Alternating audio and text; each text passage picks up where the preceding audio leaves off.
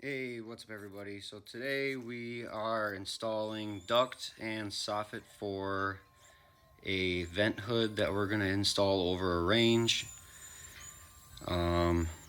So height is just trying to keep it as tight to the ceiling as possible because we do have to do a soffit and then go out the house. Unfortunately, with the framing, the second floor framing, we weren't able to do everything exactly the way we would have liked, I guess is the way I'd put it. So the hole, I was trying to stay above the trim enough that when we put the soffit and drywall and mud and all that, it won't affect the trim. It's a big pet peeve of mine to have to cut trim. So there I just took a Sharpie and marked a 6.5-inch hole and getting water for the drill bit. That helps a lot, folks. If doing tile, anything, cement type stuff, use a spray bottle and just continuously spray your bit. It'll increase the longevity of it.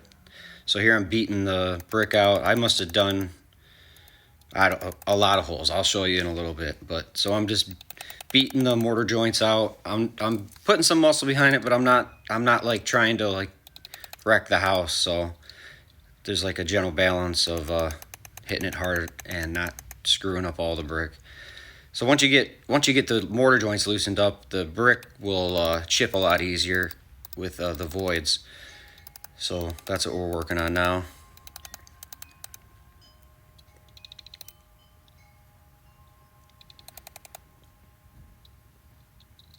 So let me show you what I did. Drilled a whole bunch of holes. Look at all those. Drilled a whole bunch of holes to create like make it weak, and then beat it out as you saw. And now we'll test fit some ducts and see if we can get it in there. All right, so we're seeing how it fits. Fits in the brick nice, but the drill bit going through everything, the center one I did must have been on an angle because it doesn't line up quite perfect. So I'm using my oscillator here to remove some of the sheathing behind the brick. I'll see you again. And all right, we're through the sheathing. Now it's just catching on the drywall a little bit. Do the same thing. I actually have the duct in there. So I'm just cutting around out the edge of the duct right now. I'll put a link in the description for these all the tools that I'm using, because these are good general purpose tools that you can use for all kinds of stuff. And this will get white caulk to match this paintable exterior white caulk, and all of this void will be filled so that nothing gets behind there.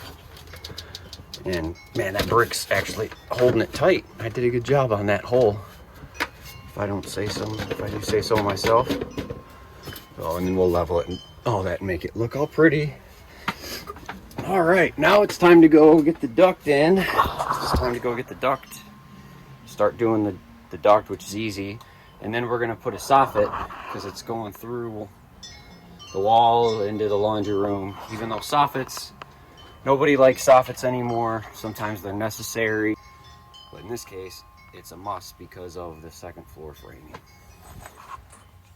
All right, we're back inside, getting the duct all together, taping all the seams.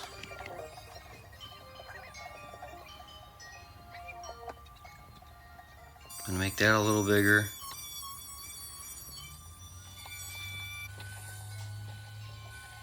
All right, we got her through.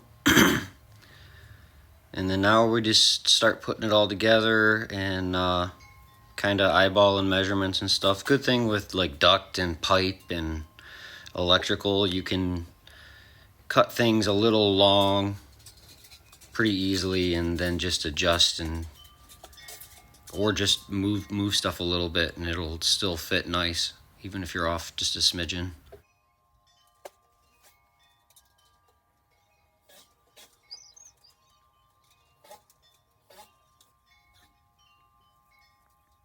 That's Allie, the house pet. She's cute. She likes to be petted. She acts like she never gets attention. And I just put that, screwed that piece of cardboard up there to hold that kind of straight, so that way I could do my measurements, because it was flopping around. I just, so it wasn't flopping around, because I was trying to measure it before and it kept like moving around on me.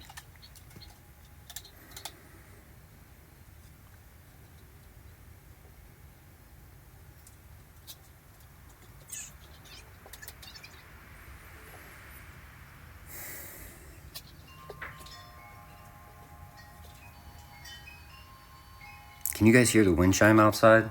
I have to do this in my garage because my kids get wild sometimes. It's really windy out right now. All right, so we're finding the framing above, the floor joist, ceiling, whatever you want to call it, and screwing straps in for the duct.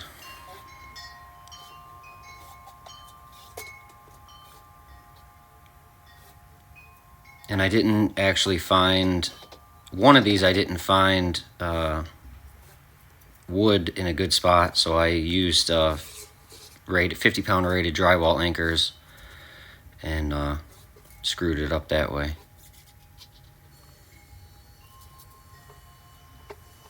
And that light is going away too. There's going to be a light in the soffit now. Our electrician will come in and do that.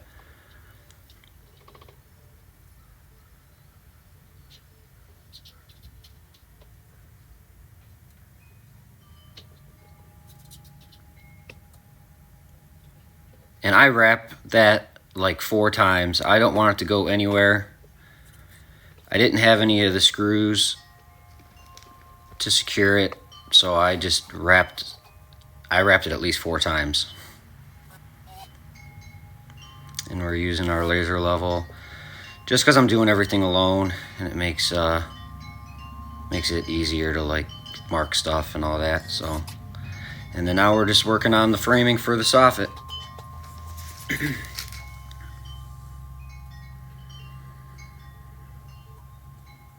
Basic measurements, and then bring it in and mark duct work out and cut it out, and we're just basically building a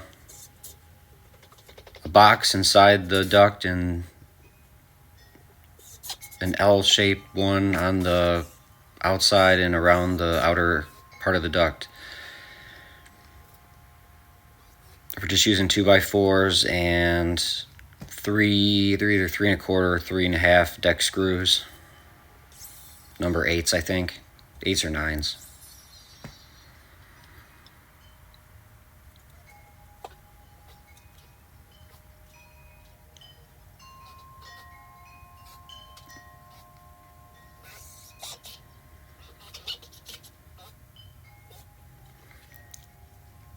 If you guys don't have a stud finder and you try doing it old school and knocking, I gotta tell you that stud finder that I'm using, I think it's a Franklin, is awesome. Even through thick plaster, it'll usually find studs accurately. I very rarely have come across where it's off.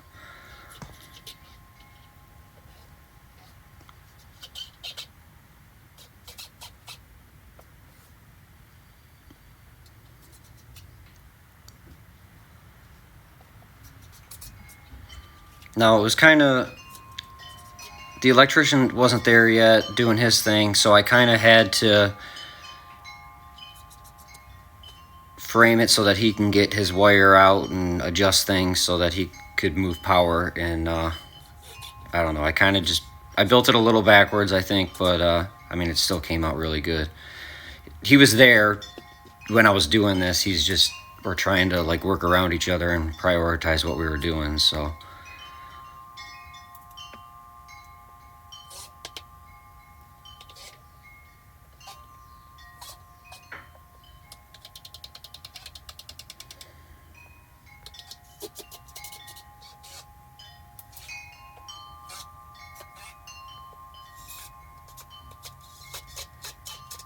This was actually kind of fun. I enjoyed doing this. I haven't built a soffit, I don't think.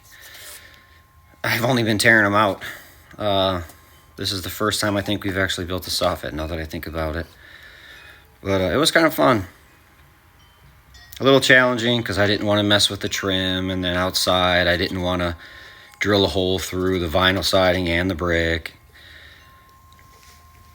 And then you're supposed to be 3 feet from any, opening, door, window, or like vent in your roof. So, and it's sturdy, but we weren't able to do that because of the way the house is framed and that there's windows and doors everywhere.